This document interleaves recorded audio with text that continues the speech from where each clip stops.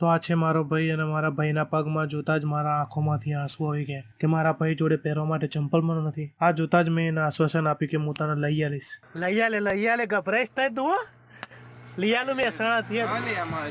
આ સાથે જ અમે ચંપલ ખોરો મિશન સ્ટાર્ટ કરી દીધું. એક ચંપલ તો અમને નજીકમાં અમારી રિક્ષા જોડેથી જ મળી ગયું. 10 થી 15 કલાકનું એક મિશન પૂર્ણ કર્યા બાદ અમને બીજું ચંપલ પણ મળી ગયું અને છેલ્લે મારા ભાઈનું ચંપલ પહેરવાનું એક સપનું પૂર્ણ થઈ ગયું. પણ આ શું જોવા મળી રહ્યું છે? વક્ત બદલ દિયે, જજ્બાત બદલ દિયે. નવા ચંપલ જોતા જ મારા બીજા દોસ્તોએ ચંપલ લઈ લીધા અને તેના પોતાના જૂના ચંપલ મારા ભાઈને આપી દીધા. પણ કશો જ વાંધો નહીં. સપનું તો આખરે સપનું જ કહેવાય. જૂના પહેરો કે નવા પહેરો. ગાડીમાં જતા જતા અમને જેસીબીની ખુદાઈ પણ જોવા મળી. એટલે જ કહું છું કે ગાડીઓ મોટી રાખો. મારો એક બીજો અવરચંદો મિત્ર મને ટક્કર આપવા માટે જાતે વ્લોગિંગ કરવા માંડ્યો. પણ સિંહ તો ભાઈ માના પેટમાંથી જ પેદા થાય, બહાર આવીને ના બનાય સિંહ. અરે કહેના ક્યાં ચાહતે હો? મને સમજણ ના પડી. આ શું જોવા મળી રહ્યું છે? જીસીબી